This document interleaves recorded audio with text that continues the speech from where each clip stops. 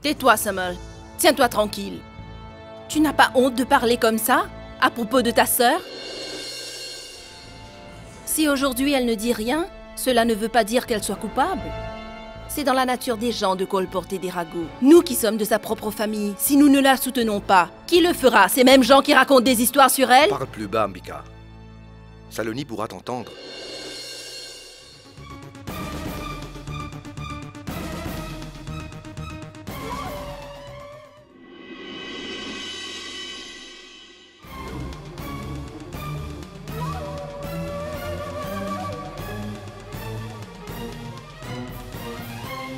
Pourquoi pleures-tu, Saloni?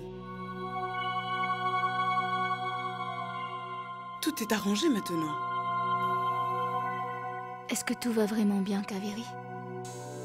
Oui, tout va bien. Que puis-je te dire? Tu t'es mis dans cet état inutilement. J'ai le droit de connaître les problèmes de ma famille, n'est-ce pas? Ou est-ce que je ne forme plus partie de cette famille? Que vous ne pouvez même pas vous confier à moi?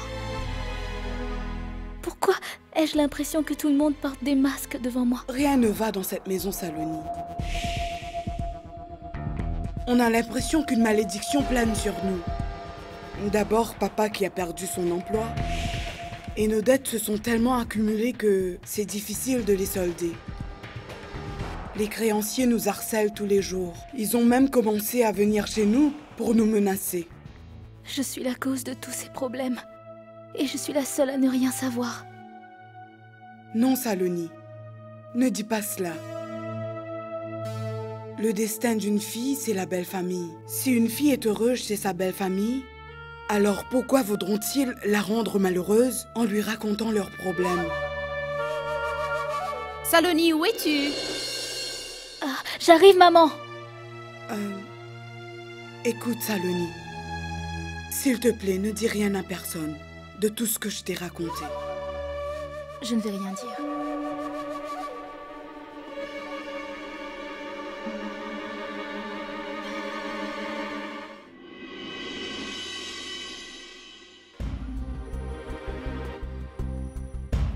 Viens, Saloni, approche. Viens t'asseoir auprès de moi. Ton père t'a demandé d'aller faire des beignets. Et moi, j'attends que tu aies un peu de temps pour qu'on puisse parler. Oui, comme si quand Saloni n'est pas là, tu as le bec cloué, n'est-ce pas? Ah bon? Toi, tu parles comme si tu avais fait le vœu de garder le silence. Saloni, ces jours-ci, maman et papa passent leur temps à se renvoyer la balle. Ils se disputent sans raison et se donnent en spectacle. Papa, je suis très en retard. Il faut que j'y aille. Une minute, Saloni. Tu devrais partir après l'arrivée de Gayatri. Oui, mais c'est pas grave. Je pourrais la voir un autre jour. Attends un peu, Saloni. Je souhaiterais que nous prenions un moment pour discuter. Oui, Saloni. Si tu n'as pas de choses importantes à faire, tu peux rester encore un peu. J'ai très envie de rester, maman, mais je ne peux rien y faire. Je dois rentrer. Je reviendrai un autre jour. Très bien, mon enfant.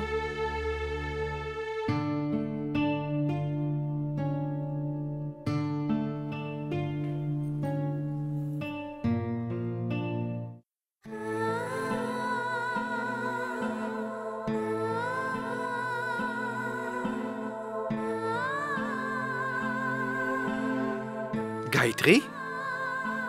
Ah, voici Gayatri. Si seulement tu étais venu plus tôt, tu aurais pu rencontrer Saloni. Tu lui manques beaucoup à cette pauvre fille. Qu'est-ce qui ne va pas, Gayatri? Dis-moi, Gayatri, qu'est-ce qui ne va pas? Est-ce qu'il y a un problème? Qu'est-ce qui se passe, Gayatri? Est-ce qu'une sœur n'a pas le droit de partager les chagrins de son frère, Nalpat?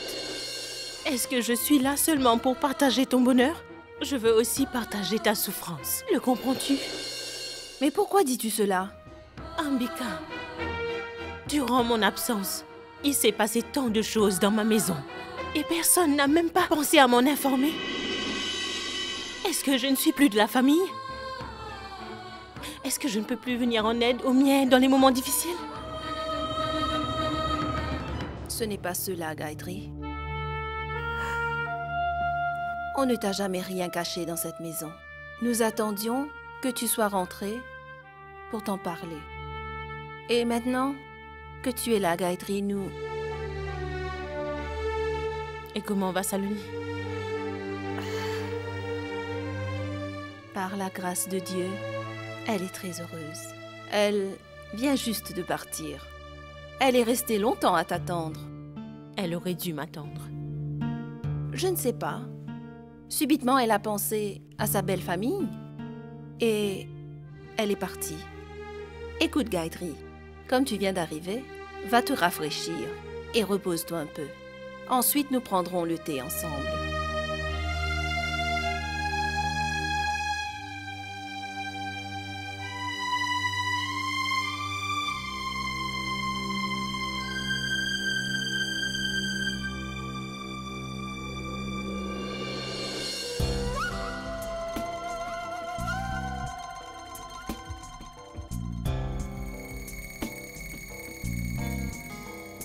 Bonjour, tante Gayatri.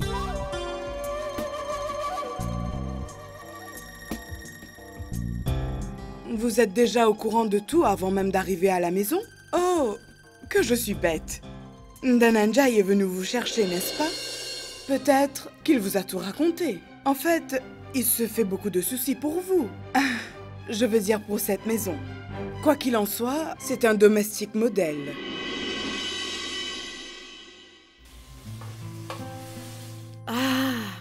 Babo, ce parfum qui émane de la cuisine de Saloni, on ne peut y résister.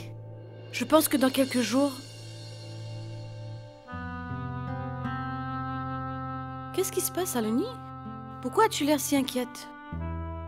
Ce n'est rien, Tara. Saloni, tout comme le parfum de ta cuisine qui ne peut pas passer inaperçu, l'inquiétude sur ton visage est évidente. C'est que... Aditi... Tu es toujours obsédée par ce que t'as dit, Aditi? Je ne pourrai jamais avoir une place dans le cœur d'Aditi. Elle n'a toujours pas confiance en moi.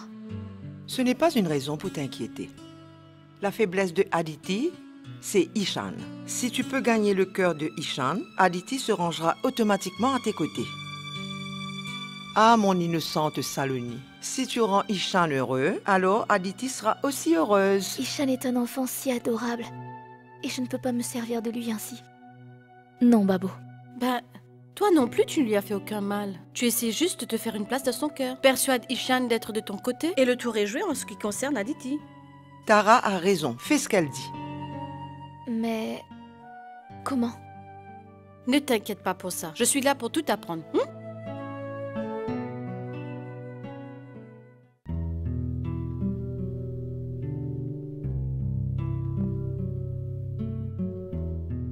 Tara a vraiment du flair.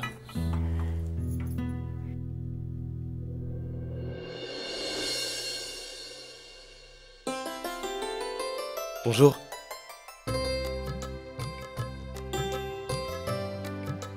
Bonjour. Bonjour. Bonjour. Bonjour. Bonjour, bonjour. Asseyez-vous. Nous n'attendions que vous. Tara, tu veux bien leur servir du thé? Oui, bien sûr. Non, merci. Ce n'est pas la peine. Et toi? Non, merci. Nahar, pourquoi est-ce que tu as tenu à nous rassembler ici? On va te le dire, un peu de patience. Il n'y a pas d'urgence. Où est Saloni? Je vais l'appeler. Tu pourrais l'accompagner jusqu'à la chambre de Saloni? Nous devons parler à Samar en tête-à-tête. Qu'est-ce qu'il y a qui ne peut être discuté devant moi? On va dire du mal de toi. Mais Kaveri, on ne peut pas les dire devant toi, n'est-ce pas? Laissons-les parler entre eux. Allons voir Saloni dans sa chambre. Viens.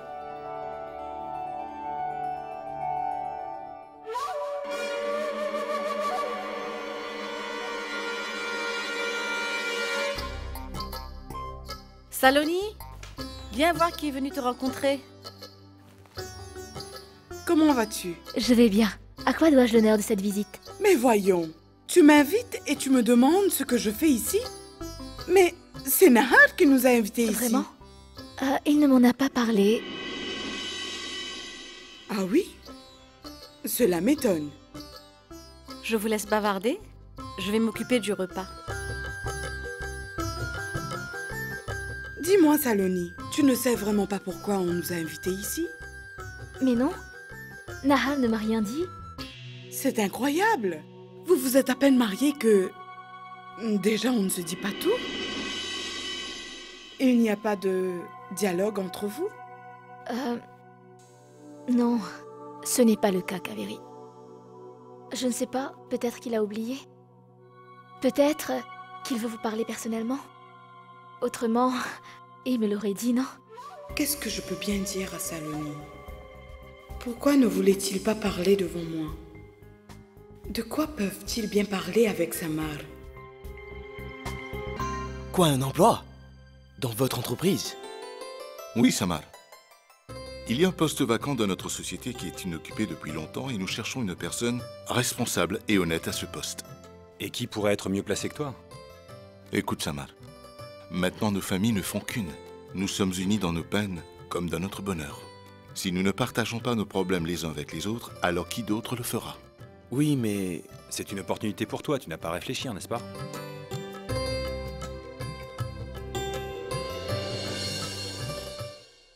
Vraiment, Kaveri. Je n'aurais jamais imaginé que... j'étais destinée à avoir une belle famille si noble. Tout le monde est si gentil. Ils m'ont acceptée telle que je suis. Ils me respectent beaucoup. Autant d'honneur pour une fille aussi simple que moi. Je n'arrive pas à y croire. Parfois, j'ai vraiment peur qu'un jour tout disparaisse, comme en se réveillant d'un beau rêve. Tu es prête, Saloni? On peut descendre? Bien sûr. C'est juste une formalité. Nous avions déjà préparé une lettre de nomination depuis longtemps. Et comme tu étais à la recherche d'un emploi au plus tôt, tu aurais dû nous en parler. Peu importe. Maintenant, tu n'as pas à te soucier de quoi que ce soit, Samar. Rejoins notre compagnie dès demain. Félicitations. C'était donc toi, Saloni. Tu n'as pas pu te retenir de leur raconter les problèmes de chez nous. Ce n'est pas bien de ternir l'image de tes parents devant ta nouvelle famille. Qu'avons-nous fait pour que tu nous appelles ici pour nous humilier? Ce n'était pas notre intention. Je ne me plains pas de vous. Je suis seulement choquée par ce que Saloni a fait. Est-ce que tu ne connais pas le tempérament de ton frère? Que c'est un homme qui se respecte? Il ne s'inclinera jamais devant personne. Et il ne viendra jamais solliciter de l'aide à des étrangers. Malgré cela, tu n'as pas hésité à l'humilier. Pourquoi? En te mariant dans une famille aisée, est-ce que tu as oublié les principes de ta maison? Ton frère a encore un peu de fierté. C'est pourquoi il ne s'abaissera jamais à accepter l'aumône venant de ta belle famille. Et comment as-tu pu imaginer qu'il acceptera d'être employé par la société de tes beaux-parents? Ce n'est pas du tout notre intention. Il n'y a rien d'insultant dans cette Laisse proposition. tomber, Nahar. D'abord, tu nous blesses, ensuite tu veux soulager ces mêmes blessures. Après tout ce qui vient de se passer, tu es encore ici? Allons-nous-en. Kaveri, s'il te plaît. Ce n'est pas ce que tu es en train de penser, Kaveri. Crois-moi, je n'ai rien dit à personne. Je n'en savais rien, je te le jure. Nahar, essaie simplement de nous aider. Il n'y a rien de mal à cela. Ce n'est pas de l'aide, Samar. Ils essaient juste de te contrôler. Pour que toute ta vie, tu restes à leurs pieds. Je ne sais pas si ta sœur s'inquiète pour le respect de ta famille ou pas. Mais je n'accepterai jamais que ma belle famille subisse une telle honte.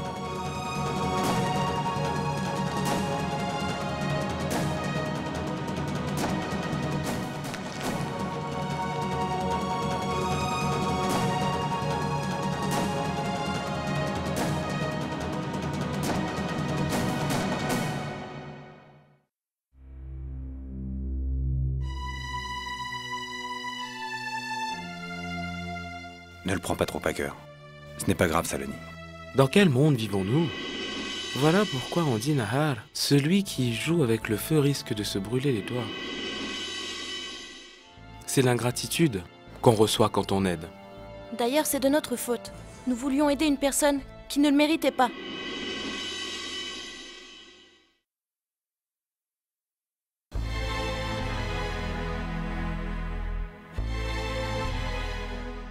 Je voudrais vous demander pardon pour tout ce que Kaveri vient de vous dire.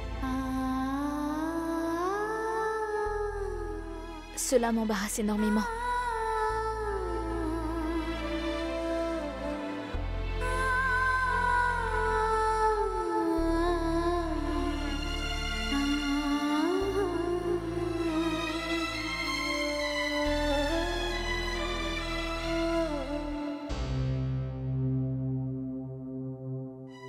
Cette erreur est entièrement la mienne. J'aurais dû en parler à Saloni d'abord. Pourquoi? Tu essayais seulement de faire du bien pour lui, n'est-ce pas? De toute façon, Nahar, ce n'est pas nécessaire que tu te culpabilises pour un autre. Si Kaveri ne sait pas comment faire pour se comporter, Saloni aurait pu au moins faire un effort pour l'arrêter. Mais non, elle reste là à assister au spectacle. Et Kaveri a le culot de venir ici et nous insulter avant de s'en aller?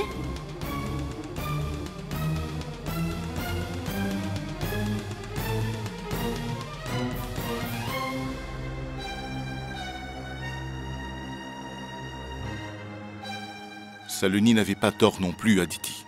Elle était sous le choc, ne sachant pas ce qui se passait. Elle n'a même pas épargné Saloni dans ses insultes. Et Bridgesh, quelle fille aimerait que sa belle famille soit au courant des difficultés financières de ses parents? Tout est de notre faute. S'il fallait les aider, nous aurions dû le faire discrètement. Ainsi, le travail aurait été fait sans tambour ni trompette. Babo, si ces gens-là veulent se donner des grands airs et montrer qu'ils n'ont besoin de l'aide de personne, alors pourquoi devons-nous leur imposer notre aide? Et tout le monde connaît ici très bien le caractère de Nahar. Il est accouru à leur secours à chaque fois qu'ils se sont fourrés dans le pétrin. Et ils n'ont jamais refusé son aide. Pourquoi ce changement tout d'un coup? C'est vrai ce que les gens disent, qu'il faut toujours faire une alliance avec des gens du même rang. Nous leur avons sincèrement témoigné notre générosité. Et en retour, ils ont pris cela pour une faiblesse. C'est exactement ça. Aujourd'hui, ils nous ont démontré à quel rang ils appartiennent. Parce qu'ils se sont alliés à notre famille, ils se prennent pour des nobles maintenant. Si Kaveri s'est sentie humiliée, elle aurait pu s'exprimer avec courtoisie. Ou elle aurait pu s'entretenir avec Saloni en privé. Ce n'était pas nécessaire d'être aussi grossier devant tout le monde.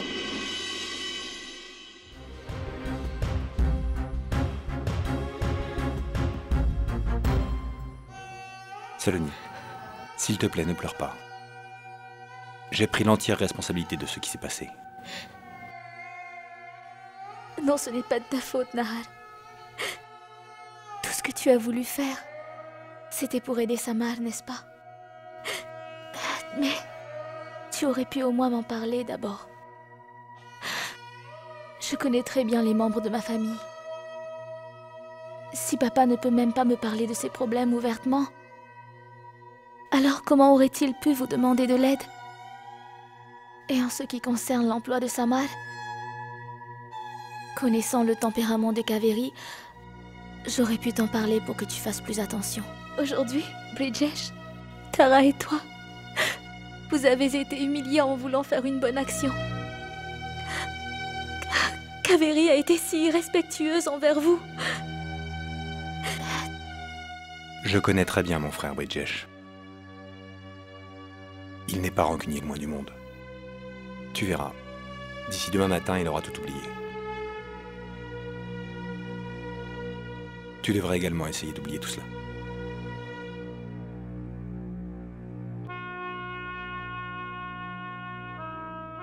Puis-je te demander quelque chose?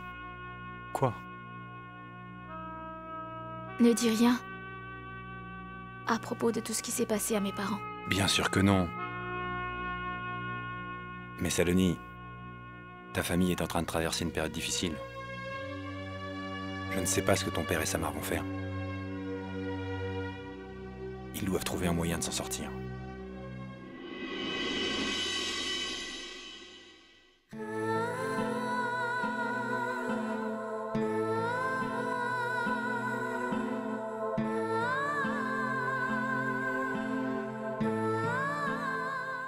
Oh, vous ici? S'il y avait du travail, vous auriez pu m'appeler.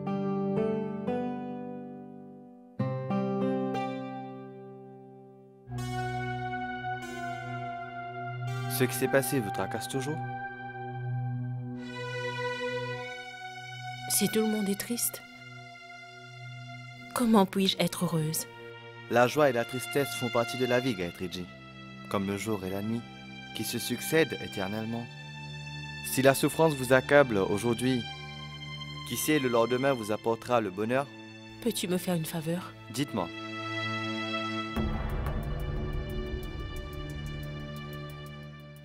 Ce sont là mes bijoux.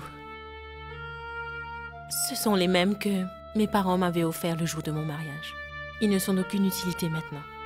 J'ai pensé les vendre et aider mon frère à payer ses dettes. Cela me soulagera beaucoup. Ils vous ont été donnés par vos parents. Donc, gardez-les avec vous.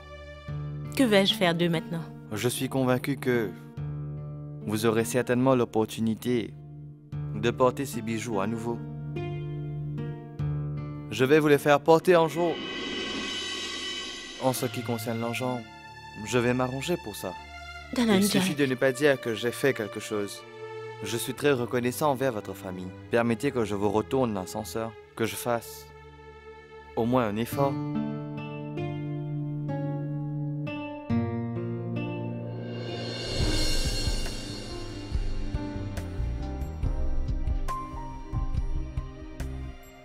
Avez-vous eu le temps de penser à moi?